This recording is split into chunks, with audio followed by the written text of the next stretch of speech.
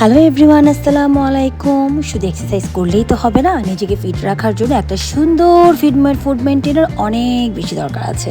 তো চলুন আজকে আপনাদের একটা ফুড রেসিপি দেখাই, যেটা আপনারা চাইলে ব্রেকফাস্টে কিংবা ডিনারেও খেতে পারেন।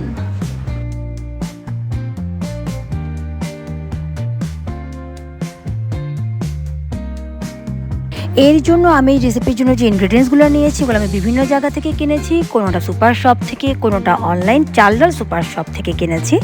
এবং আমি এখানে বেসিক্যালি যে জিনিসটা ইউজ করেছি, যেটা হচ্ছে আপনার চিয়া সিডস, এটা আমাদের ধারের কাছে একদম অনেক সুপার শপে আসলে পাওয়া যায়।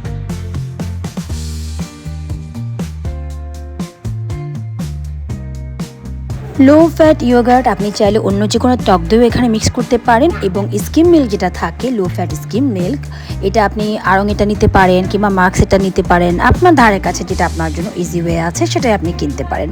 এই সবগুলো ইনগ্রেডিয়েন্টস একসাথে করে প্রথমে মিক্স করে নিতে হবে। দেন এটা আপনাকে সারা রাতের জন্য ফ্রিজে রেখে দিতে হবে, অথবা আপনি 1 ঘন্টা এটাকে ঢেকে রেখে পরে এতে বিভিন্ন ফল মিক্সড করে কিংবা হচ্ছে একটু মধু বা হানি মিক্সড যে নাটটা থাকে, এগুলো মিক্সড করে আপনি এটা খেতে পারবেন। এর ফলে আপনার অনেক বেশি এনার্জেটিক হবে বডি, এবং সারাদিনের যে ক্লান্তি সেটা দূর হবে। বিশেষ করে যারা চাকরিজীবী এবং যারা এক্সারসাইজ করেন, তাদের জন্য এই ফুডটা দারুণ এনার্জেটিক কাজ করবে।